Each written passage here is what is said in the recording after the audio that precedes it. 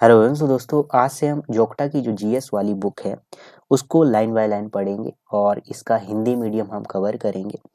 और जैसा कि आपको पता है, हिमाचल प्रदेश के जो एग्ज़ाम होते हैं उनमें एचपीजीके की वेटेज रहती है। जैसे कि एचएस का एग्ज़ाम होता है, अलाइड का एग्ज़ाम होता है और भी अन्य एग्ज़ाम होते हैं जहाँ पर प्रीलिम और मेंस वाला सेक्शन होता है। वहाँ पर एचपीजीके के काफ़ी क्वेश्चन देखने को मिलते हैं, तो वो आपका इस बुक से कवर हो जाएगा।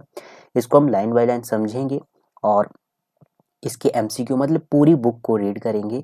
और ये 4th एडिशन है, नया जो एडिशन है उसको ही हम रीड करेंगे। पुराने एडिशन भी इसमें कवर हो जाएंगे और नया भी आपका कवर हो जाएगा। ठीक है, जैसे कि जो प्रेजेंट में जो पेपर हुए उनमें क्वेश्चन पूछे गए उनको भी इसमें कवर किया गया है। तो आपने करना क्या है, बुक होनी चाहिए आपके पास, उसके बाद आपने इसको सुनना है। होता क्या है कि बुक हमारे से लास्ट एग्ज़ाम के टाइम में पढ़ी नहीं जाती पूरी, तो उसके लिए आपने ये वीडियो के लेक्चर हो गए उनको सुनना है। तो उसके लिए आपको ये हेल्पफुल रहेगी सीरीज। तो इसमें हम आज से इसको कंटिन्यू कर रहे हैं और इसमें हम पूरा इस बुक को कंप्लीट करेंगे। ठीक है, और छोटे छोटे सेशन रहेंगे, एक एक घंटे के, कई सेक्शन बड़े भी हो सकते हैं। ठीक है, तो शुरू करते हैं। जैसे कि पटवारी का एग्जाम हो, सारे एग्जामों के लिए काफ़ी हेल्पफुल रहेगी। तो शुरू करते दोस्तों आज के सेशन को। पहले हम भूगोल वाला जो इसमें शुरुआत होती है वहाँ से कवर करने की कोशिश करते हैं। जितना भी हो सकता है एक लेक्चर में उतना कवर करेंगे। पहला चैप्टर है हिमाचल प्रदेश। इसमें समझाने वाला कुछ नहीं, हम पढ़ते जाएंगे, आपको समझ आता जाएगा। हिमाचल प्रदेश संस्कृत भाषा के दो शब्द से मेल से बना है, हिम प्लस आंचल। हिम का अर्थ होता है बर्फ और अचल का अर्थ होता है पर्वत, अर्थात बर्फ का पर्वत या बर्फ से ढके पर्वत। ठीक है, तो ये हो गया हिमाचल। अब यहाँ से बात करेंगे, हिमाचल प्रदेश हिमालय की गोद में बसा एक सुंदर पर्वतीय प्रदेश है। ठीक है, उसके बाद हिमाचल प्रदेश का नाम प्रसिद्ध संस्कृत विद्वान आचार्य दिवाकर दत्त शर्मा ने रखा था। तो किसने रखा था? एक आचार्य दिवाकर दत्त शर्मा। हिमाचल प्रदेश उत्तर पश्चिम में केंद्र शासित प्रदेश जम्मू कश्मीर और उत्तर में केंद्र शासित प्रदेश लद्दाख और पूर्व और उत्तर पूर्व में तिब्बत और दक्षिण पूर्व में उत्तराखंड। ठीक है, दक्षिण पूर्व में उत्तराखंड और उत्तर प्रदेश और दक्षिण में आपका हरियाणा और दक्षिण पश्चिम में पंजाब से घिरा है। तो ये जो काफी ये लाइन है ये काफी महत्वपूर्ण है, यहाँ से काफी बार क्वेश्चन आपके एग्जाम में देखने को मिला है। ठीक है, तो ये आपने ध्यान रखना है। हिमाचल प्रदेश कुल चार राज्य और 2 केंद्र शासित प्रदेश और एक देश के साथ अंतर्राष्ट्रीय सीमा साझा करता है। तो ये लाइन भी आपने ध्यान में रखनी है। ठीक है, अंतर्राष्ट्रीय सीमा किन्नौर लाहौल स्पीति जिला के साथ लगती है। तो ये भी क्वेश्चन बनता है आपके एग्जाम में। हिमाचल प्रदेश का भौगोलिक क्षेत्रफल यदि बात की जाए तो 55,673 वर्ग किलोमीटर आपने ध्यान में रखना है। इसकी ऊंचाई यदि पूछा जाए तो 350 मीटर से 7,000 मीटर तक है। तो ये विभिन्न विभिन्न एग्जाम में पूछे जा चुकी है ये लाइन। ठीक है, इसकी सामान्य ऊंचाई पश्चिम से पूर्व की तरफ और दक्षिण से उत्तरी की ओर बढ़ती है। हिमाचल प्रदेश का सबसे ऊंचाई वाला स्थान किन्नौर जिला में सीला चोटी है। कितनी है इसकी हाइट? तो इसकी समुद्र तल से ऊंचाई 7,025 मीटर के ऊपर है। ठीक है, तो ये आपने ध्यान में रखना है। हिमाचल की सीमा एक तरफ हिमालय की 3 में से 2 विभक्तियां कुर्मांचल, कुमाऊं और केदार गढ़वाल तथा दूसरे सिरे पर कश्मीर से लगती है। तो ये आपने दोनों विभक्तियों को ध्यान में रखना है। हिमाचल प्रदेश पश्चिमी हिमालय के जालंधर खंड में स्थित है। तो ये भी पूछा जाता है, पश्चिमी हिमालय के जालंधर खंड में स्थित है हिमाचल प्रदेश। जालंधर 2 शब्दों के मिलने से बना है, जलम प्लस धारा, अर्थात जिसने जल को धारण किया। यह नाम सतलुज, व्यास, रावी 3 नदियों के कारण पड़ा है जो हिमाचल प्रदेश से होकर गुजरती है। तो ये पुलिस के एग्जाम में डायरेक्ट यहाँ से पूछा जा चुका है क्वेश्चन। ठीक है, पद्म पुराण के अनुसार जालंधर सागर और गंगा का पुत्र था। तो जो पद्म पुराण है उनके अनुसार जो जालंधर था वो किसका? सागर मतलब समुद्र और गंगा का पुत्र था। ये भी आपने ध्यान में रखना है। ठीक है, हिमाचल प्रदेश को भौगोलिक दृष्टि से 3 भागों में विभाजित किया जा सकता है। तो कितने भागों में? 3 भागों में विभाजित किया जा सकता है। तो इसके बारे में देख लेते हैं। भौगोलिक दृष्टि से हिमाचल प्रदेश पंजाब हिमालय का हिस्सा है जो दक्षिण से उत्तर तक 3 भौगोलिक क्षेत्रों को दर्शाता है। तो दक्षिण से उत्तर तक 3 भौगोलिक हिस्सों को दर्शाता है। ठीक है। सबसे पहला हिस्सा आता है, जैसे कि ये आपका हिमाचल का नक्शा हो गया, तो सबसे पहला ये वाला हिस्सा आपका शिवालिक और बाह्य हिमालय हो गया, जिसे आउटर हिमालय कहते हैं। ठीक है। इसे मानक पर्वत के नाम से जाना जाता है, तो ये भी आपने ध्यान में रखना है, पूछा जाता है। शिवालिक का शाब्दिक अर्थ है शिव की जटाएं। ठीक है। तो जैसे ये मान लीजिए आपकी शिव की मूर्ति है, तो इस तरह से जो जटाएं होती है शिव की, वो शिव की जटाएं। ठीक है। तो शिवालिक का अर्थ है शिव की जटाएं। ठीक है। नेक्स्ट है, शिवालिक की ऊंचाई यदि पूछा जाए तो 350 मीटर से 1500 मीटर तक है, तो ये भी आपने ध्यान में रखना है। यहाँ लगभग 150 सेंटीमीटर से 180 सेंटीमीटर वर्षा होती है, तो शिवालिक रेंज में 150 सेंटीमीटर से 180 सेंटीमीटर तक बारिश होती है। यह क्षेत्र अत्यधिक संगठित निक्षेपों से बना है, जो मानसूनी धाराओं द्वारा आसानी से नष्ट हो जाते हैं, जिसे चो कहते हैं, चो के रूप में जाना जाता है। ठीक है। शिवालिक श्रेणी की बात की जाए तो इसमें कांगड़ा के कुछ भाग, हमीरपुर, बिलासपुर, ऊना, मंडी, सोलन और सिरमौर शामिल है। सिरमौर की पांवटा घाटी, नाहन, पछाद और रेणुका तथा मंडी यदि बात की जाए तो मंडी की बलहा घाटी, जोगिंद्रनगर इस श्रेणी के अंतर्गत आते हैं। इस क्षेत्र में मक्का, गेहूं, अदरक, गन्ना, धान, आलू, खट्टे फलों की पैदावार होती है। शिवालिक क्षेत्रों में चौड़ी और लंबी उपजाऊ घाटियां बनती है, ये भी आपने ध्यान में रखना है, जिन्हें दून कहा जाता है। तो चौड़ी और लंबी उपजाऊ घाटियों को कहा जाता है दून कहा जाता है। क्यारदा दून जैसे सिरमौर में है, नालागढ़ दून सोलन में है, जसमा दून ऊना में है, इसके एक प्रमुख उदाहरण है। अब हम बात करेंगे इनर या मिड हिमालय, जिसे आंतरिक या मध्य हिमालय कहते हैं। आंतरिक हिमालय की ऊंचाई यदि बात की तो 1500 मीटर से लेकर 4500 मीटर तक आपने ध्यान में रखनी है। इसकी मुख्य श्रेणियां धौलाधार और पीर पंजाल है, जो कि दक्षिण की ओर बढ़ती जाती है, तो ये भी आपने ध्यान में रखना है। इस श्रेणी में सिरमौर की रेणुका तहसील, मंडी के चचियोड़ तथा करसोग और डलहौजी जो चंबा में है, और शिमला की चूड़धार। यहाँ पर देखो चूड़धार आपकी सिरमौर से आपने ध्यान में रखना है, क्योंकि जो शिमला और सिरमौर की है, वैसे तो चूड़धार सिरमौर में आती है। ठीक है। तो इसमें शिमला, चूड़धार, चूड़ चांदनी जिसे कहते हैं, इसकी हाइट है 3647 मीटर। कुल्लू घाटी इसमें आते हैं, तो ये आपने ध्यान में रखना है, ये पूछे जाते हैं। धौलाधार की बात की जाए, श्वेत चोटी इसे कहते हैं, इसे मौलाक पर्वत भी कहते हैं। ठीक है। तो ये भी आपने ध्यान में रखना है, धौलाधार चोटी को मौलाक पर्वत भी कहते हैं। नेक्स्ट है, यह मुख्यतः चंबा, कांगड़ा और मंडी में स्थित है। यह मुख्यतः कहाँ पर है? चंबा, कांगड़ा, मंडी में स्थित है। शिमला और किन्नौर जिले के दक्षिण क्षेत्र इसी श्रेणी में आते हैं, तो ये भी आपने ध्यान में रखना है। जो शिमला का दक्षिणी क्षेत्र है, जैसे मान लीजिए ये शिमला है, तो इसका जो ये वाला क्षेत्र और किन्नौर का मान लीजिए ये वाला क्षेत्र है, ये किस में आता है? ये आता है आपका इनर मतलब आंतरिक हिमालय में आता है। ठीक है। धौलाधार रेंज में भी आता है, तो ये भी आपने ध्यान रखना है। ठीक है। नेक्स्ट है, यह महान हिमालय से उत्तराखंड के बद्रीनाथ में अलग होती है। तो महान हिमालय के उत्तराखंड के बद्रीनाथ में अलग होती है, तो ये लाइन डायरेक्ट पूछी जा चुकी है। रामपुर में सतलुज और लारजी में ब्यास, और चंबा में रावी धौलाधार को काटकर आगे निकलती है, तो ये पूछी जा चुकी है लाइन एक एग्जाम में, शायद जीओआईटी का एग्जाम था, पर किसी ना किसी एग्जाम में ही पूछी जा चुकी है। धौलाधार का उत्तरी किनारा बड़ा बंगाल में और पीर पंजाल के दक्षिणी किनारे के साथ लगता है। तो धौलाधार का जो उत्तरी किनारा है, जो उत्तरी वाला किनारा है, वो बड़ा बंगाल में, ठीक है, और पीर पंजाल के दक्षिणी किनारे के साथ लगता है, तो ये अपने ध्यान में रखना है। नेक्स्ट है पीर पंजाल, यह मध्य हिमालय की सबसे बड़ी श्रेणी है। तो पीर पंजाल आपने ध्यान में रखना है, मध्य हिमालय की सबसे बड़ी श्रेणी है। यह श्रेणी पांगी मतलब चंबा में प्रवेश करती है और बड़ा बंगाल रावी के उद्गम पर धौलाधार पर्वत श्रृंखला की ओर मुड़ जाती है। इसके अलावा यह श्रृंखला कुल्लू और लाहौल स्पीति के बीच सीमा बनाती है। यह श्रेणी सतलुज के तट पर महान हिमालय से अलग होती है, तो ये भी आपने ध्यान में रखना है। यह एक तरफ चिनाब और दूसरी तरफ रावी और ब्यास को विभाजित करती है। नेक्स्ट है महान हिमालय, जिसे ग्रेटर हिमालय भी कहते हैं, इसे अल्पाइन जोन कहते हैं, ये भी आपने ध्यान में रखना है। तो इसके बारे में बात करते हैं। महान हिमालय पर्वतमाला पांगी मतलब चंबा, लाहौल स्पीति, किन्नौर तक फैली हुई है। तो पांगी, लाहौल स्पीति और किन्नौर तक फैली हुई महान हिमालय की पर्वत श्रेणी। इस श्रेणी की ऊंचाई कितनी है? 5000 से 6000 मीटर के मध्य है, तो ये क्वेश्चन भी पूछा जा चुका है।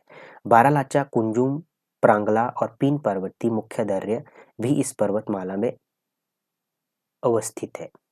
ऐसा होना चाहिए यहाँ पर, अवस्थित, ठीक है। इस श्रेणी में अन्य दर्रे जैसे सांच, चीनी, छोबिया, कुगती, ये सब है चंबा में। हमटा दर्रा मनाली को लाहौल से जोड़ता है, तो ये भी पूछा जा चुका है डायरेक्ट। चंद्रखेरनी नगर को मलाना से जोड़ता है, चंद्रखेरनी नगर को मलाना से जोड़ता है, ठीक है। जो चंद्रखेरनी दर्रा है ये नगर को मलाना से जोड़ता है। हिमालय के इस भाग को एशिया का मौसम निर्माता, वेदर मेकर ऑफ एशिया भी कहा जाता है। तो एशिया का निर्माता किसे कहा जाता है? महान हिमालय को। तो हिमालय के इस भाग को एशिया का निर्माता मतलब वेदर मेकर ऑफ एशिया भी कहा जाता है महान हिमालय को। जास्कर श्रेणी यह ट्रांस हिमालय की एक शाखा है। तो जास्कर जो श्रेणी है ये किस ट्रांस हिमालय की एक शाखा है, तो ये भी आपने ध्यान में रखना है, ठीक है। नेक्स्ट है महान हिमालय की, यही बात की जाए तो यह पर्वतमाला स्पीति और किन्नौर को तिब्बत से अलग करते हुए हिमाचल प्रदेश की पूर्वी सीमा बनाती है। तो जो ट्रांस हिमालय है। गुमरंग, सोलारंग, सिपकी दर्रे सतलुज प्रभाव क्षेत्र को तिब्बत से जोड़ते हैं। तो गुमरंग, सोलारंग, सिपकी दर्रे सतलुज प्रभाव क्षेत्र को तिब्बत से जोड़ते हैं, ये भी आपने ध्यान में रखना है। शिला की बात की है तो 7025 मीटर की ऊंचाई पर स्थित है ये चोटी। रियो या लियो फारयूल 6791 मीटर चोटियां जास्कर श्रेणी में स्थित है। तो ये नायब तहसीलदार में ये डायरेक्ट लाइन पूछी जा चुकी है। हिमाचल प्रदेश की कुल भौगोलिक क्षेत्र का 36% भाग ट्रांस हिमालय के अंतर्गत आता है। इसकी ऊंचाई 5000 मीटर से लेकर 7000 मीटर तक है, ये भी आपने ध्यान रखना। इस क्षेत्र की जलवायु शुष्क होती है, ठंडी होती है, शीतोष्ण और बर्फीली होती है। यह खारसू, चीड़, जूनिफर, हफूसा प्रकार की वनस्पति के लिए उपयुक्त है। तो ये भी आपने ध्यान में रखना है। नेक्स्ट है यह क्षेत्र ग्लेशियरों और हिमस्खलन से प्रभावित क्षेत्र है, इसलिए यहाँ का केवल 5% भाग ही खेती के लिए उपयुक्त है। किन्नौर, पांगी और लाहौल स्पीति इस श्रेणी के अंतर्गत आते हैं। इस क्षेत्र में वर्षा बहुत कम होती है जो कि सूखे मेवे के लिए उपयुक्त है।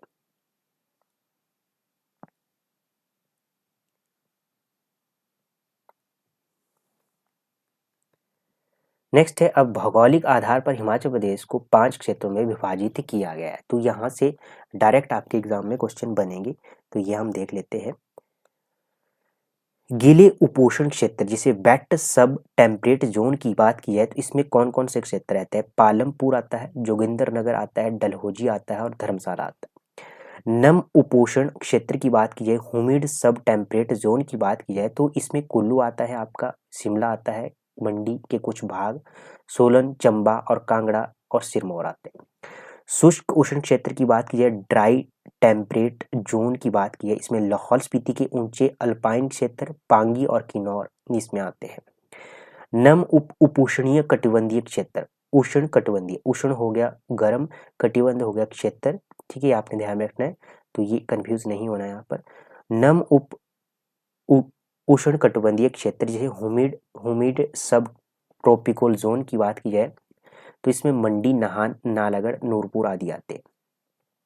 उपनम उष्ण कटिबंधीय क्षेत्र जैसे सब ह्यूमिड ट्रॉपिकल जोन की बात की, इसमें ऊना, पांवटा साहिब, इंदौर, जो कांगड़ा का क्षेत्र है ये आते हैं। तो ये ग्राफ है ये आपने ध्यान में रखना है, ये पूछा जाता है, यहाँ से चार्ट से काफी क्वेश्चन आपके एग्जाम में देखने को मिलते हैं। हिमाचल प्रदेश में औसत वर्षा 152 सेंटीमीटर है। तो हिमाचल प्रदेश में यदि बात की जाए तो औसत वर्षा कितनी है? 152 सेंटीमीटर है। धर्मशाला हिमाचल प्रदेश का सर्वाधिक वर्षा वाला क्षेत्र है, यहाँ पर 340 सेंटीमीटर की औसत वर्षा होती है।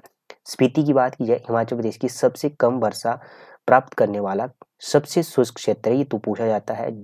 यहाँ पर 50 सेंटीमीटर औसत वर्षा होती है, तो ये भी आपने ध्यान में रखना है। पश्चिमी हिमालय के तल रूप से संबंधित विशेष मौसमी घटनाक्रम की बात की जाए तो गुरुत्वाकर्षण हवाएं की बात की जाए, ग्रेविटी विंड्स की बात की जाए, दिन के विभिन्न अंतरालों में होने वाले तापमान परिवर्तन के कारण होने वाली सीधी हलचल होती है। प्रतिदिन सूर्यास्त के बाद हवाएं पहाड़ की चोटी से घाटी की तली की तरफ नीचे की ओर चलती है। तो ये आपने ध्यान में रखना है। पश्चिमी विक्षोभ की बात की है, वेस्टर्न डिस्टर्बेंस की बात की है, तो पश्चिमी हिमालय में विश्वविख्यात मध्य अक्षांश की पश्चिमी हवाएं चलती है, उसे वेस्टर्न डिस्टर्बेंस कहते हैं। नेक्स्ट है जेट धारा की बात की जाए, जेट स्ट्रीम की बात की जाए, तो ये हवाएं मुख्यतः अधिक ऊंचाई पर चलती है। ये बहुत तेज चलने वाली हवाएं हैं जो शीतकाल में ऊपरी सरिये वातावरण में विकसित होती है। ली लहरें, जिसे ली लहरें कहते हैं, ली वेव्स कहते हैं, यह बहुत तेज और शक्तिशाली हवाएं होती है जो बहुत अधिक कटाव और नुकसान करती है। ये पर्वत के उस तरफ चलती है जहां वर्षा ना हो। लीवर्ड्स साइड ऑफ द माउंटेन्स की बात की जाए तो दक्षिणी पश्चिमी मानसून की बात की, साउथ वेस्ट मानसून की बात की, हिमालय से सर्वाधिक वर्षा कराती है। तो ये हिमालय से सर्वाधिक वर्षा करवाती है। शीतकालीन मानसून, विंटर मानसून की बात की, उत्तर पूर्व की व्यापार हवाओं की तरह होती है। तो उत्तर पूर्व की व्यापार हवाओं की तरह होती है, ट्रेड विंड्स इसे कहते हैं। तो ये आपने ध्यान में रखना है। हिमाचल प्रदेश का नदी तंत्र भी देख लेते हैं। तो यहाँ से काफी क्वेश्चन आपके एग्जाम में देखने को मिलते हैं। तो सबसे पहले बात करेंगे ऋग्वेद में हिमाचल प्रदेश से होकर बहने वाली 5 मुख्य नदियों में 4 का उल्लेख मिलता है। तो ये भी आपने ध्यान में रखना है। नदी दी गई है, वैदिक नाम, संस्कृत नाम दिए गए और यूनानी और उद्गम दिए गए। तो इनको देख लेते हैं। चिनाब की बात की जाए तो वैदिक नाम अशिकनी, संस्कृत नाम चंद्रभागा और यूनानी या ग्रीक नाम इसका सेड्रोफेगोस या एसिसिन्स है। और उद्गम कहाँ से होता है? तांदी से होता है। तांदी की बात की जाए तो चंद्रा और भागा का संगम स्थल है तांडी। तांदी भी मिलता है और तांडी भी मिलता है, तो इसमें आपने कंफ्यूज नहीं होना। लाहौल स्पीति बारालाचा दर्रे के समीप से इसका उद्गम होता है। रावी नदी की बात की जाए, पुरसनी इसका वैदिक नाम है और इरावती इसका संस्कृत नाम है। हाइड्रेट्स इसका क्या है? यूनानी या ग्रीक नाम है। बड़ा बंगाल कांगड़ा से इसका उद्गम होता है, मतलब निकलती है। उद्गम मतलब निकलना। यहाँ से ब्यास की बात की जाए तो इसका वैदिक नाम अर्जिगिया है और इसका संस्कृत नाम विपाशा है। यूनानी नाम हाइफेसिस है और रोहतांग पास कुल्लू से इसका उद्गम स्थल है, मतलब निकलती है यहाँ से। सतलुज की बात की है, सतुर्दी इसका वैदिक नाम है। सतुर्द इसका संस्कृत नाम है। जारोड्रोस या हैसिड्रस इसका क्या है? यूनानी या ग्रीक नाम है। राक्सताल तिब्बत से इसका उद्गम है, मतलब कि इसका निकलती कहाँ से? राक्सताल तिब्बत से। यमुना का वैदिक नाम कालिंदी है। संस्कृत नाम इसका नहीं है, यूनानी नाम भी नहीं है। यमुनोत्री की बात की जाए तो यहाँ से इसका उद्गम होता है। यमुनोत्री कहाँ? उत्तराखंड से इसका उद्गम होता है। तो ये आपने ध्यान में रखना है। हिमाचल प्रदेश की मुख्य नदियों की बात कर लेते हैं। अब प्रमुख नदियों की बात भी कर लेते हैं हिमाचल प्रदेश में। सबसे पहले बात करेंगे हम यमुना नदी की। तो यमुना का उद्गम यमुनोत्री उत्तराखंड से होता है तथा यह हिमाचल प्रदेश में खादर मांजरी कहाँ पर है? तो ये सिरमौर में है आपका, नामक स्थान पर हिमाचल में प्रवेश करती है। और ताजेवाला कहाँ पर है आपका? के पास हिमाचल को छोड़कर हरियाणा में प्रवेश करती है। तो ताजेवाला आपका बिलासपुर में है। ठीक है।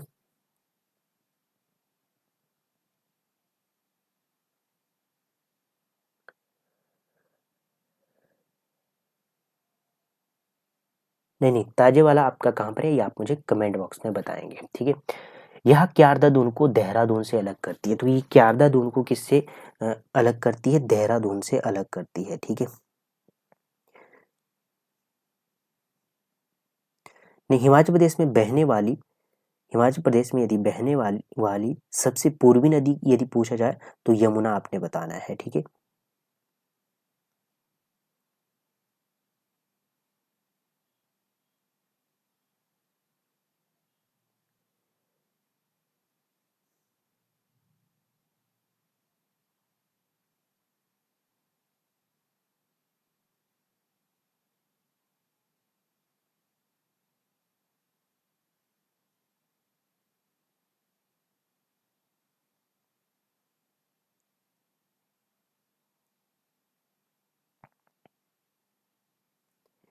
तो जो ताजे वाला है ये आपको मैं बता दूं, जो हरियाणा का यमुनानगर डिस्ट्रिक्ट है वहां पर स्थित है, वहां से ये हरियाणा में प्रवेश होती है, तो ये भी आपने ध्यान में रखना है।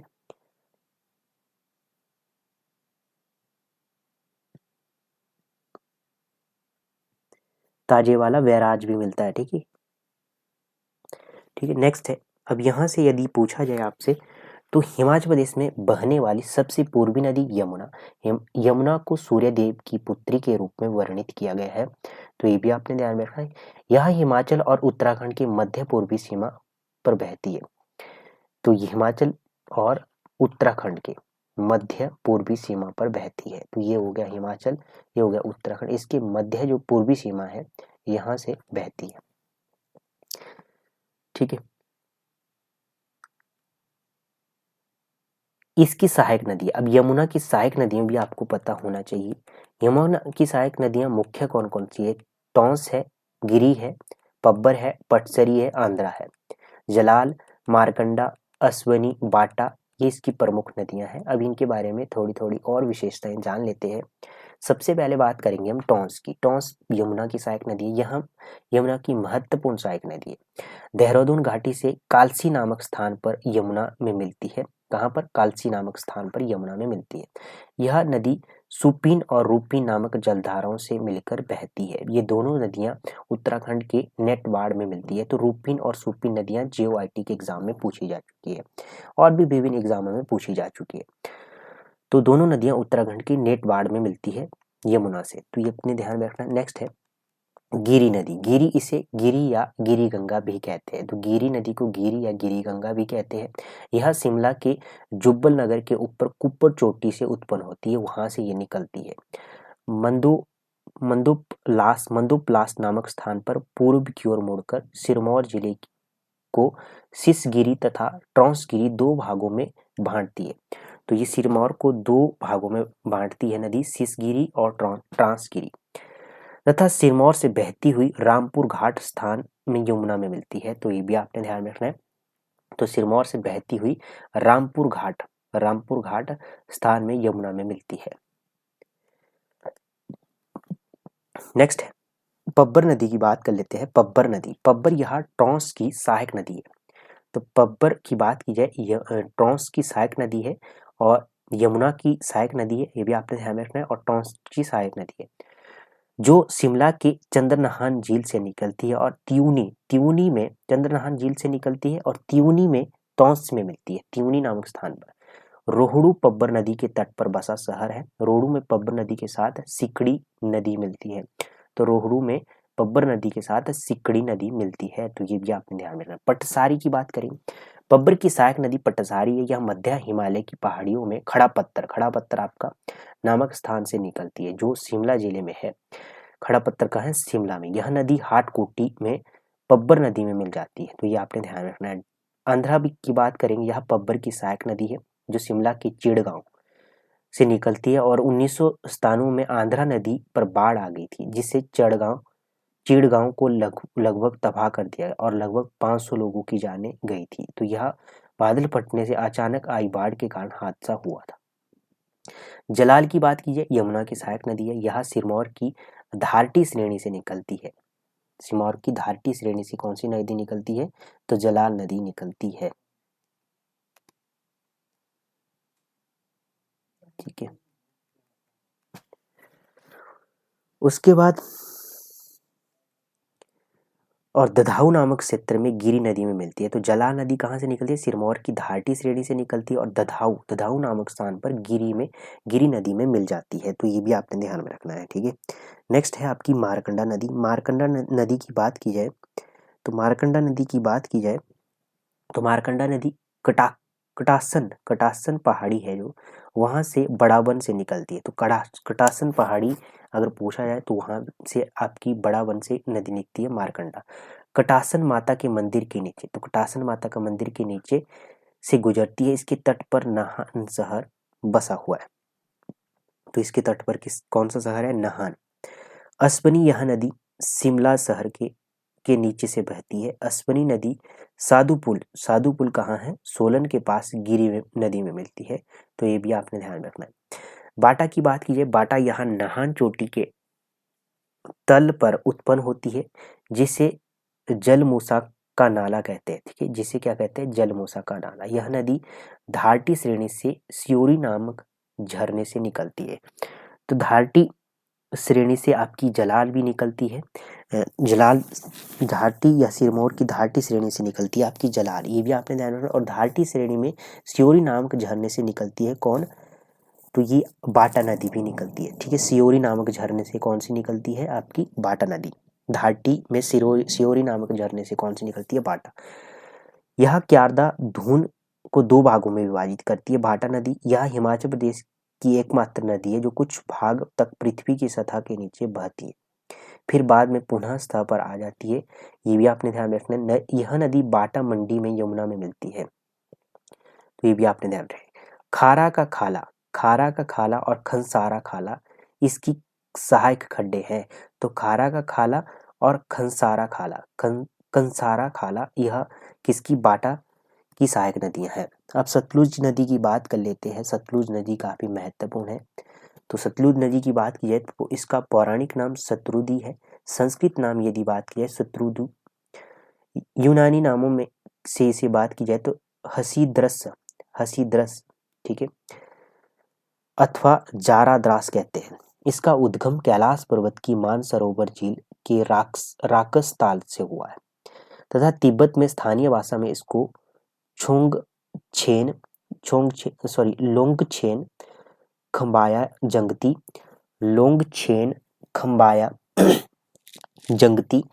अथवा मुकसंग कहा जाता है। तो ये आपने ध्यान में रखना, ये पूछा जाता है।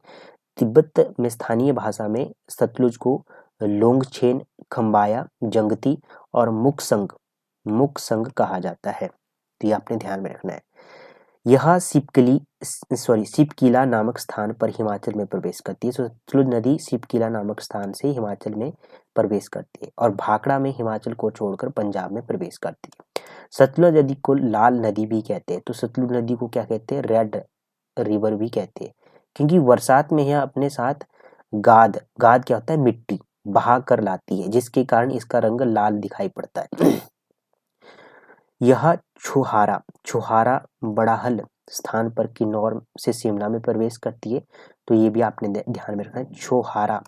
छुहारा बड़ाहल स्थान से किन्नौर से शिमला में प्रवेश करती है। ये किन्नौर, शिमला, कुल्लू, सोलन, मंडी और बिलासपुर से होकर बहती है। तो ये भी पूछा जाता है कि किन्नौर, शिमला, कुल्लू, सोलन, मंडी और बिलासपुर से होकर कौन सी नदी बहती है? सतलुज नदी। इसके तट पर बसे नगर नामगिया, ये पूछा जा चुका है, कल्पा, रिकांगपिओ, रामपुर, तातापानी, सुन्नी और बिलासपुर इसके तट पर बसे। तट होता है किनारा, ठीक है।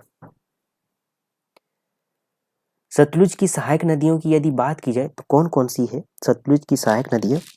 सबसे पहले है बसप्पा, उसके बाद है स्पीति, उसके बाद है नोगली, स्वान इसकी प्रमुख सहायक नदी है। वैसे तो अन्य भी है, जैसे कि स्पीति है, रोपा है, ताइती है, केजांग है, मुलगांव है, युलाहा है, बांगर, रूपी, बसप्पा, दुलिंग, सोलडांग, थरोग, जाथंग, भावा, नोटी, मंडी की इमला बिमला, ये इसकी प्रमुख सहायक नदियां हैं।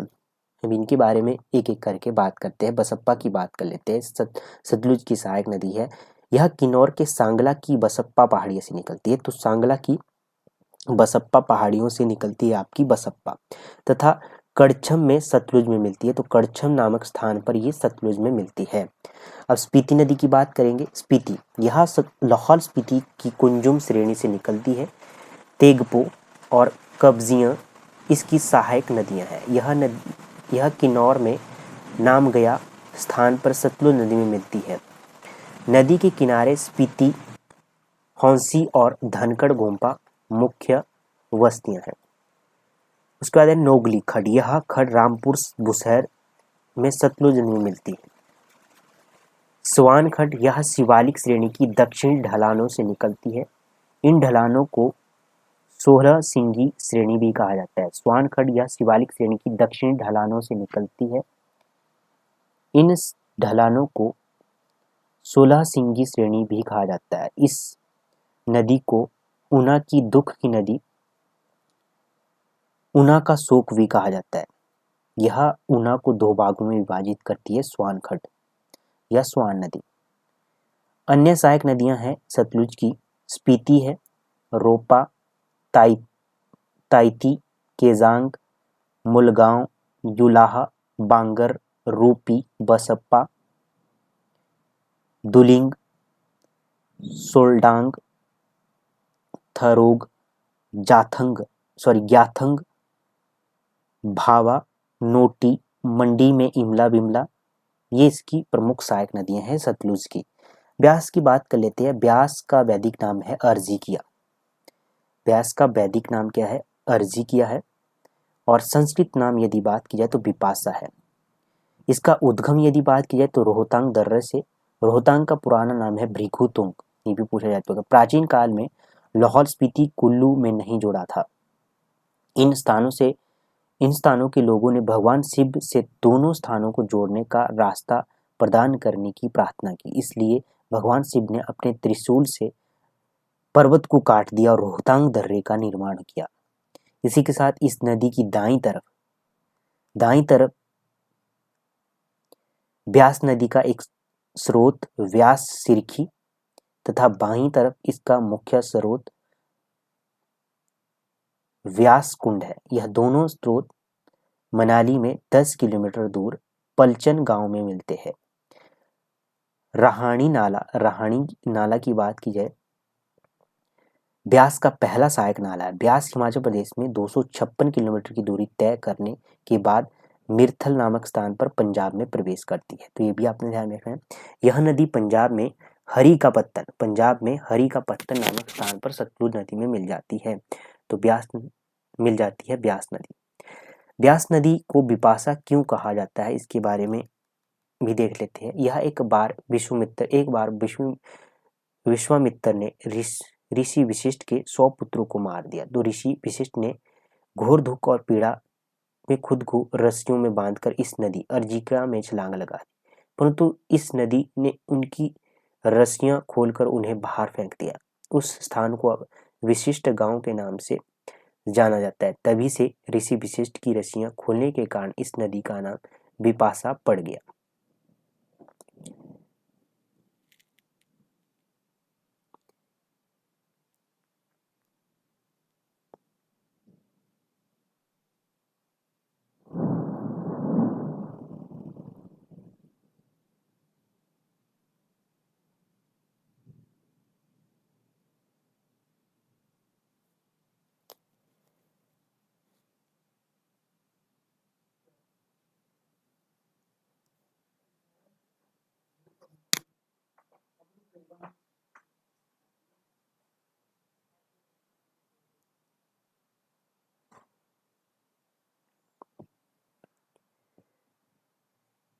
नेक्स्ट है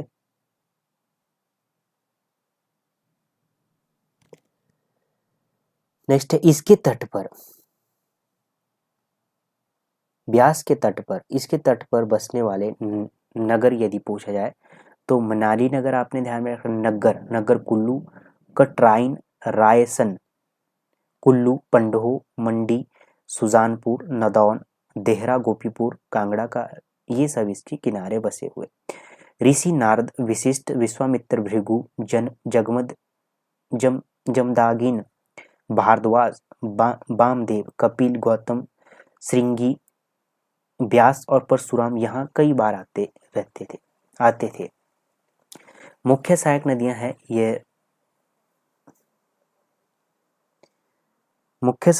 हैं ब्यास की। तो पार्वती है, ब्यास की मलाना, सोलंग, मनालसू, सुजोन, फोजल, देहर, हंसा, तीर्थन, जियोनी, सुकेती, सोन, सैंज, ये इसकी सहायक नदियां हैं, मुख्य सहायक नदियां हैं सतलुज की। धौलाधार पर्वत श्रेणी में ब्यास की सहायक नदियां हैं। तो धौलाधार पर्वत श्रेणी में ब्यास की सहायक नदियों की बात की जाए तो ब्यास की सहायक नदियां हैं धौलाधार पर्वत श्रेणी में। अभाह नदी कांगड़ा में, और गजखड जो पौंग बांध पर ब्यास में मिलती है। बनेर नदी पालमपुर के पास, चक्की कांगड़ा में है। पतली कुल्हा कुल्लू में, सुकेती मंडी शहर के नज़दीक है। तो ये आपने ध्यान रखना है। ये किसकी, ब्यास की सहायक नदियां हैं जो धौलाधार श्रेणी में है। लूनी है, सरवरी कुल्लू में है, बाणगंगा कांगड़ा में है और बिनवा आपकी बैजनाथ कांगड़ा में है। तो इसके अलावा अन्य सहायक नदियां भी है ब्यास की। हारला यह कुल्लू की भूंतर में ब्यास में मिलती है। पार्वती यह मुख्य हिमालय श्रेणी में कुल्लू के मणिकर्ण से के मनतलाई ग्लेशियर से निकलती है। मणिकर्ण और कसोल पर्वत पार्वती नदी के तट पर बसे मुख्य नगर है। तो ये भी पूछा जाता है। तीर्थन मुख्य हिमालय में कुल्लू से निकलती है और लारजी में ब्यास में मिलती है। उसके बाद उहल कांगड़ा की धौलाधार से निकलती है। यह नदी मारकंडा के कमांद में ब्यास नदी में मिलती है। तो ये भी आपने ध्यान रखना है। चिनाब की बात कर लेते हैं। तो चिनाब की बात की जाए तो वैदिक काल में इसे अस्किनी कहा जाता था। वैदिक काल में अस्कनी कहा जाता था। महाभारत में इसका उल्लेख चंद्रभागा मतलब संस्कृत नाम है के रूप में मिलता है। यूनानी इतिहासकारों ने इसे ऐसे सेंस कहा जाता है। यूनानी इतिहासकारों ने इसे ऐसे सेंस कहा है। बारालाचा दर्रे के विपरीत में चंद्र और भागा नदियां उत्पन्न होती है। तो बारालाचा दर्रे के विपरीत में चंद्र और भागा नदियां उत्पन्न होती है और तांडी में मिलकर चिनाब नदी का निर्माण करती है। ये हिमालय में 122 किलोमीटर बहने के बाद चंबा के संसारी नाला गरहो के पास कश्मीर की पोडर घाटी में प्रवेश करती है। यह जल के घनत्व के अनुसार हिमाचल की सबसे बड़ी नदी है। तो जल के घनत्व के अनुसार हिमाचल की सबसे बड़ी नदी कौन सी है? तो चिनाब है। काफी महत्वपूर्ण क्वेश्चन है। टेट के एग्जाम में कम से कम 5 बार पूछा जा चुका है और भी विभिन्न एग्जामों में पूछा जा चुका है। चिनाब की बात की, इस नदी के किनारे मुख्य बस्तियां उदयपुर, किलाड़, टोडा, रामबान ये इसके मुख्य बस्तियां हैं। अधिकांश जनसंख्या खोकसर एवं दारचा से लेकर पांगी के संसारी नाला तक बसी हुई है। तो अधिकांश जनसंख्या खोकसर एवं दारचा से लेकर पांगी के संसारी नाला तक बसी हुई है। सहायक नदियां की बात की जाए तो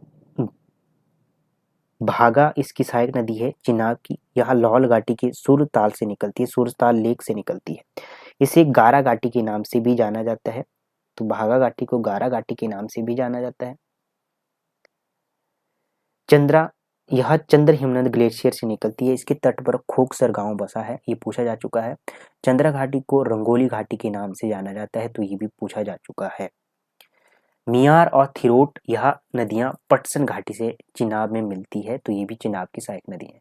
तो मियार और थिरोट यह नदियां पटसन घाटी में चिनाब में मिलती है। सेंचू और साच यह नदियां चिनाब में पांगी घाटी में मिलती है। रावी की बात कर लेते हैं। रावी यह नदी धौलाधार पर्वत श्रृंखला के बड़ा भंगाल कांगड़ा क्षेत्र के भादल और तंतगिरी नामक 2 हिमखंडों के संयुक्त मतलब जुड़ के होने से गहरी खड्ड के रूप में निकलती है। इस नदी का प्राचीन नाम, रावी का प्राचीन नाम है इरावती। इसे स्थानीय बोली में रोती भी कहते हैं। तो स्थानीय बोली में इसे कहते हैं रोती भी कहते हैं स्थानीय बोली में रावी को। चंबानगर रावी नदी के दाहिने किनारे पर बसा है। तो चंबानगर रावी नदी के दाहिने किनारे में बसा है। तो ये भी पूछा जाता है, ये भी आपने ध्यान में रखना है। और यह नदी चंबा घाटी का निर्माण करती है। इसे दूध और शहद की घाटी के नाम से जाना जाता है। तो दूध और शहद की घाटी के नाम से किसे जाना जाता है? तो चंबा घाटी को दूध और शहद की घाटी के नाम से जाना जाता है। चंबा घाटी का निर्माण करती है आपकी रावी नदी।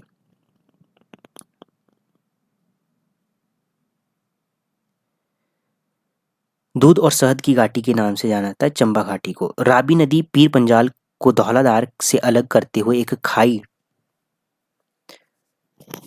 से बहती है। तो ये भी आपने, रावी नदी पीर पंजाल को धौलाधार से अलग करते हुए खाई से बहती है। हिमाचल प्रदेश में कुल 158 किलोमीटर 158 किलोमीटर बहकर खेरी नामक स्थान पर पंजाब में प्रवेश करती है। तो कहाँ पर? खेरी नामक स्थान पर पंजाब में प्रवेश करती है। महाराजा रणजीत सागर बांध इस नदी के ऊपर बनाया गया है। तो रावी नदी के ऊपर महाराजा रणजीत सागर बांध बनाया गया है। सिकंदर महान ने इसे हाइड्रस्टर और रोहोडिस का नाम दिया रावी को। यह पाकिस्तान में चिनाब में मिल जाती है।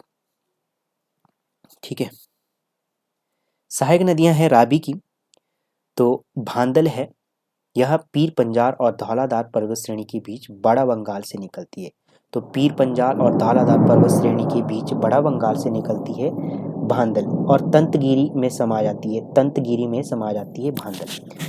बूडील की बात की जाए तो यह मणिमहेश शिखर से निकलती है और चंबा की पुरानी राजधानी भरमौर इसके तट पर है। सियूल इसका उद्गम स्थान भी पीर पंजाल और धौलाधार श्रेणी के मध्य ही है। बैरा इसकी मुख्य सहायक नदी है, तो ये भी आपने ध्यान में रखना है। अन्य सहायक नदियों की बात की जाए, तुंडा है, साहू, बलजेड़ी, चिरचिंद नाला, ये इसकी किसकी सहायक नदी है? रावी की सहायक नदियां हैं। ठीक है, अब हिमाचल की लेक्स की बात कर लेते हैं। गोबिंद सागर झील की बात करेंगे। तो गोबिंद सागर झील की बात की जाए,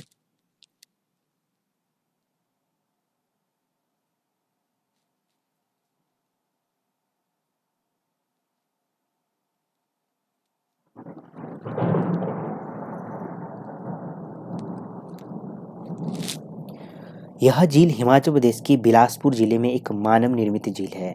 तो गोबिंद सागर झील बिलासपुर जिले में एक मानव निर्मित मैन मेड लेक है ये। ठीक है, यह सलापड़ और भाखड़ा के बीच स्थित है। तो ये सलापड़ और भाखड़ा के बीच स्थित है। तो सलापड़ बिलासपुर में है और भाखड़ा के बीच में, भाखड़ा के बीच में स्थित है।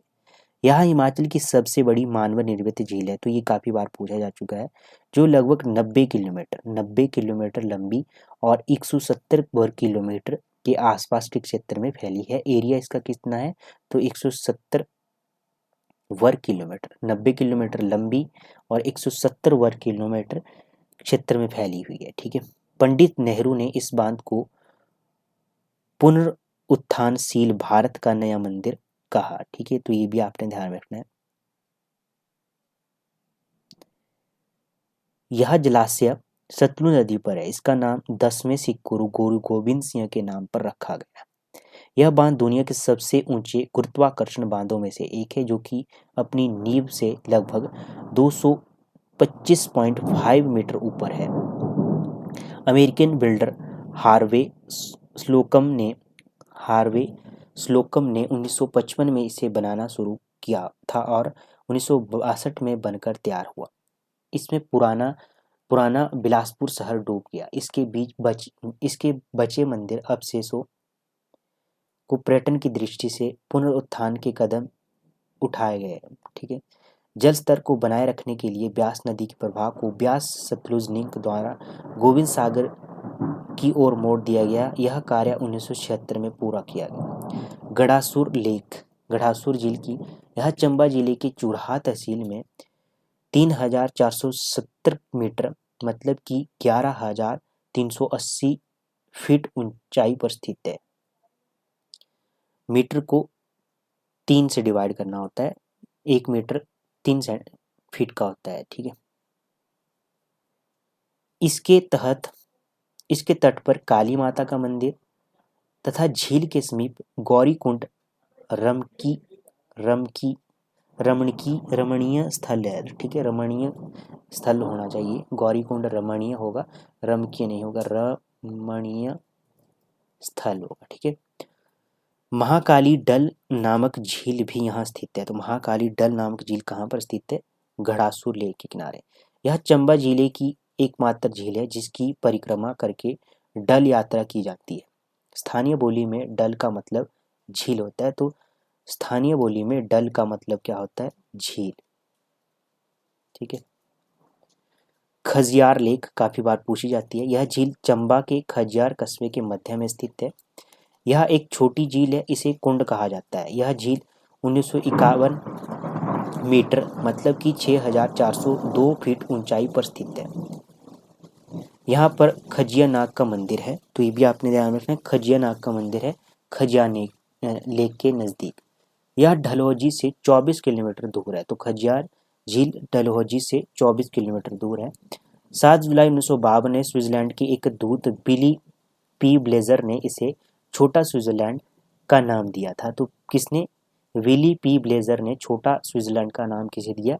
खजियार लेक को दिया। ठीक है, यहाँ एक साइन बोर्ड लगा है जो स्विट्जरलैंड की राजधानी वर्न से यहाँ तक की दूरी बताता है। यह छोटा स्विट्जरलैंड की उपाधि पाने वाला विश्व का 160वां स्थान है। तो छोटा स्विट्जरलैंड की उपाधि टाइटल पाने वाला विश्व का 160वां स्थान यदि पूछा जाए तो खजियार।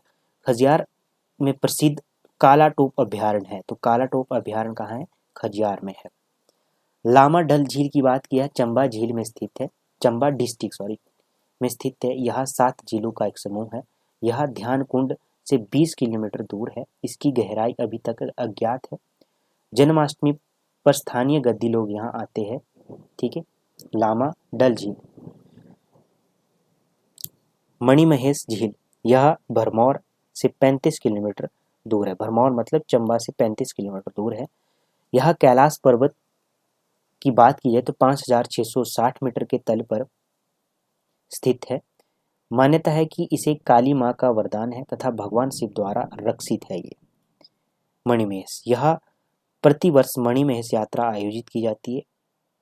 एक लोकप्रिय किंवदंती के अनुसार ऐसा माना जाता है कि भगवान शिव ने देवी पार्वती से विवाह करने के बाद मणिमहेश का निर्माण किया था। यह माता पार्वती को गिरजा मतलब गोरजा के रूप में पूजा किया जाता है। चमेरा झील की बात की जाए, चमेरा झील की बात की जाए तो यह एक मानव निर्मित झील है जिसका निर्माण चंबा के चमेरा गांव में रावी नदी पर जल विद्युत परियोजना द्वारा हुआ। चमेरा बांध को जोड़ने वाली सड़क इस झील के साथ होते हुए भलई मंदिर और भंदल घाटी के घने जंगल तक जाती है। झील पर जल क्रीड़ा गतिविधियों को प्रोत्साहित करने के लिए हिमाचल प्रदेश पर्यटन विभाग ने झील के पास एक जल क्रीड़ा उपकेंद्र स्थापित किया है। चमेरा झील के चंद्रकूप ताल चंबा में स्थित यह झील अधिकांश समय बर्फ से ढकी रहती है। गर्मियों में बर्फ के टुकड़े इसमें तैरते रहते हैं। डल झील, यह कांगड़ा के धर्मशाला में स्थित है। महात्मा अगस्त्य द्वारा निर्मित भगवान द्रुमेश्वर का मंदिर यहाँ पर स्थित है। जन्माष्टमी में 15 दिन बाद यहाँ राधा अष्टमी का मेला लगता है। भागसूनाथ झील भी धर्मशाला में स्थित है। पोंग झील या ब्यास नदी पर पोंग बांध और देहरा कांगड़ा के बीच में है पोंग झील, और इसे 1960 में बनाया गया जिसके कारण 95 गांवों को विस्थापित किया गया मतलब विस्थापन किया गया वहां पर। ठीक है, बदला गया। यह बांध 1975 में बनाया गया था। इसका नाम महाराणा प्रताप के नाम पर रखा गया था, इसलिए इस झील को महाराणा प्रताप सागर भी कहते हैं। पोंग झील को 1983 में वन्यजीव अभ्यारण्य घोषित किया गया पोंग झील को, और 1994 में भारत सरकार ने इसे आदर भूमि वेटलैंड घोषित किया। ठीक है, नवंबर 2002 में इसे रामसर साइट के रूप में घोषित किया गया, जिसे यह हिमाचल प्रदेश में सबसे बड़ी रामसर साइट बन गई। भरतपुर राजस्थान के अलावा यह एकमात्र स्थान है जहां दुर्लभ लाल गर्दन वाला ग्रीब पाया जाता है। ये पक्षी है एक, ठीक है, लाल गर्दन वाला ग्रीब पाया जाता है भरतपुर राजस्थान के अलावा यहाँ एक मतलब यहाँ से उड़ के आते हैं ये। ठीक है, करेरी झील की बात करेंगे, धर्मशाला में स्थित है, कांगड़ा में। इसका पानी ल्यून नदी में मिलता है।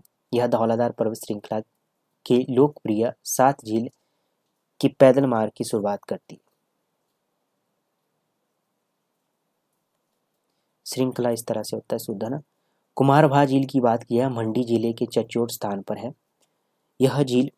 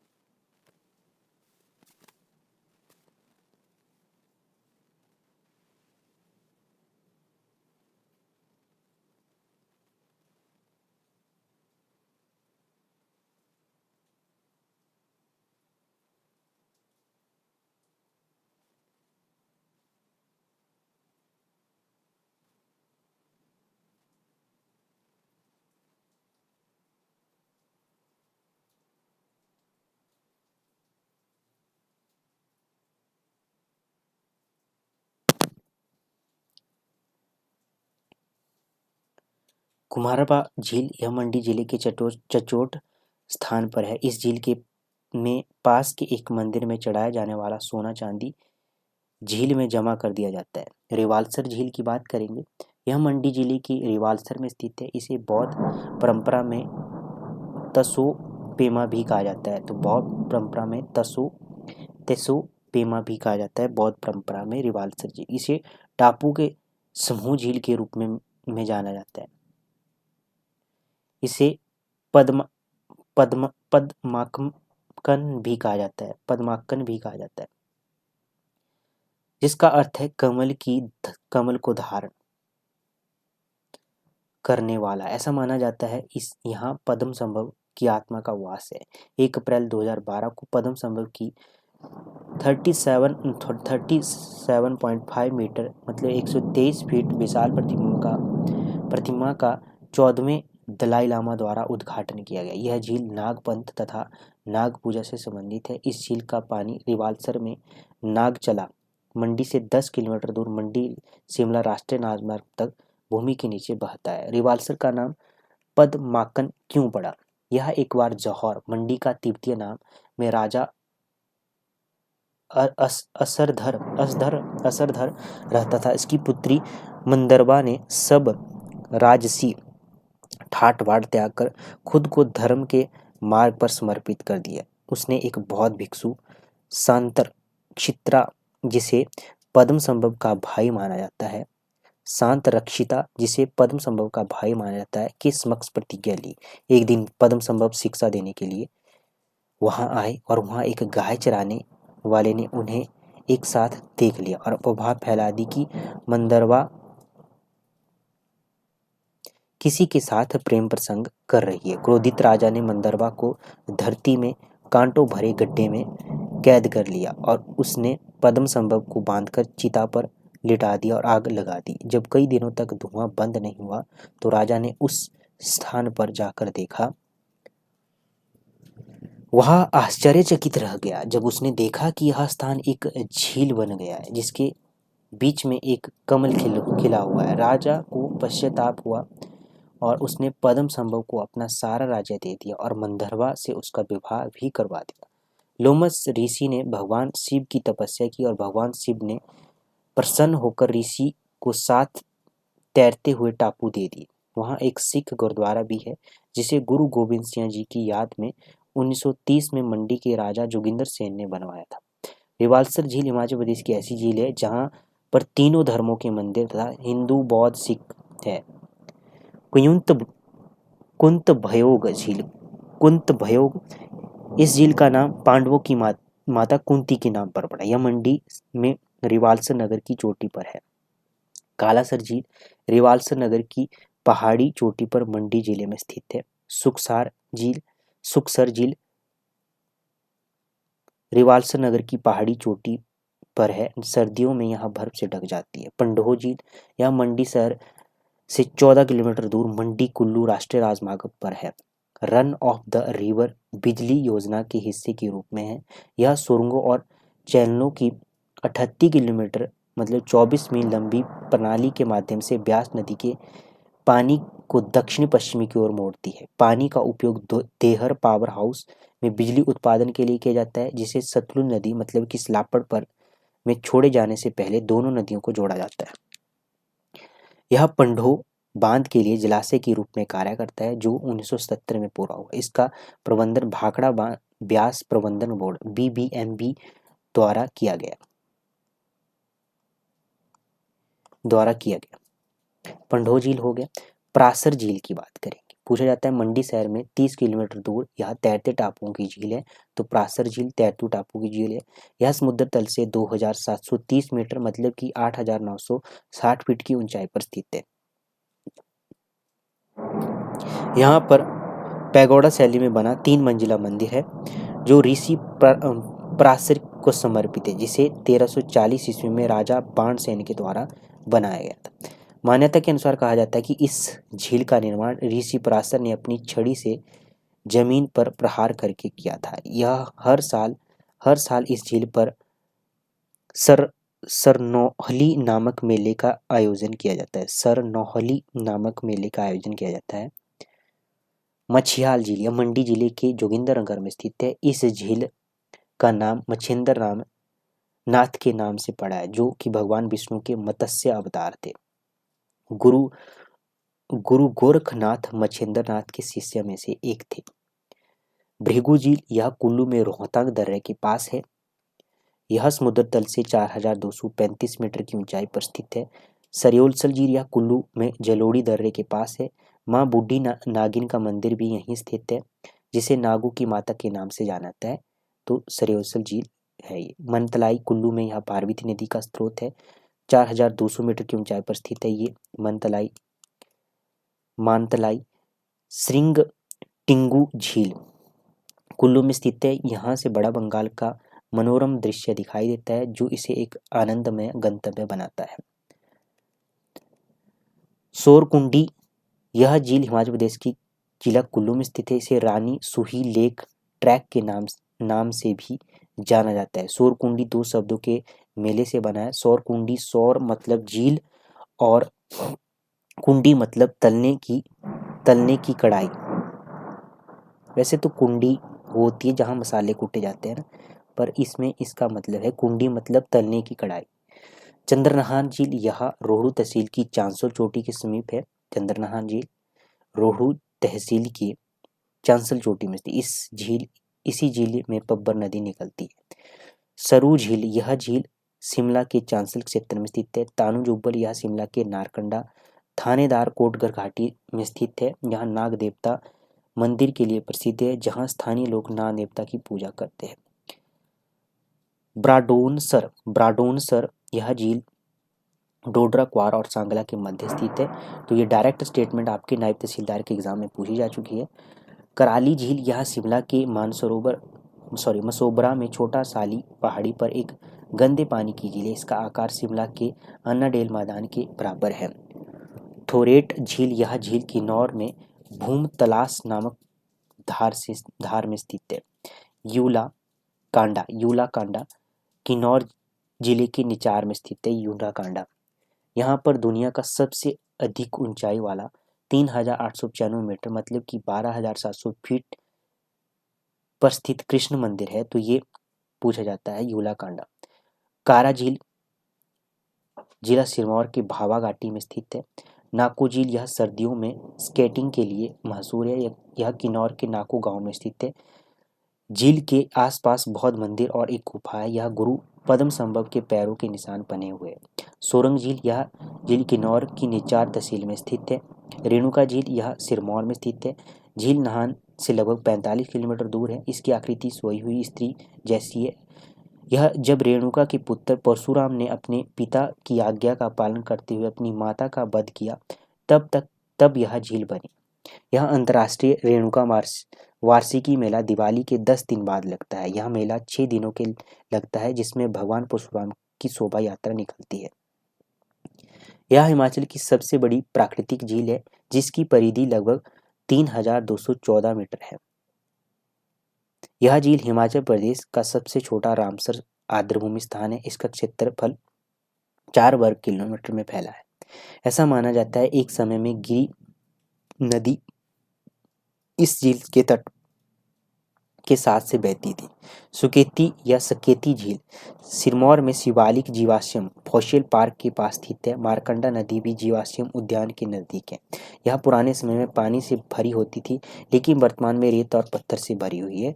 सुकेती सूरजताल झील, यह लाहौल स्पीति में स्थित है। इसे सूर्य की झील लेक ऑप्शन भी कहा जाता है। इसे विशाल ताल के नाम से भी जाना जाता है। लाहौल स्पीति में बारालाचा दर्रे के विपरीत भागा नदी का स्रोत है सूरजताल झील। चंद्रताल, यह झील भी लाहौल स्पीति में स्थित है। चंद्रमा की झील लेक ऑफ मून भी कहा जाता है।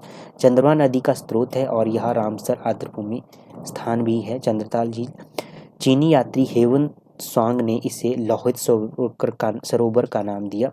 चंद्रताल झील को उनासो झील, यह लाहौल स्पीति में स्थित है। इसे यूनाम ग्लेशियर से जल मिलता है। दीपक ताल, यह लाहौल स्पीति में स्थित है।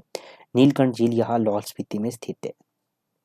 अब यहाँ से हिमाचल प्रदेश के पानी की जश्न वाटरफॉल की बात कर लेते हैं, तो इनको हम नेक्स्ट सेशन में कवर करेंगे। तो धन्यवाद दोस्तों, मिलते हैं नेक्स्ट सेशन में, तब तक के लिए जय हिंद जय भारत। और ऐसे ही हम लाइन बाय लाइन इस पूरी बुक को कंप्लीट करेंगे आपके साथ।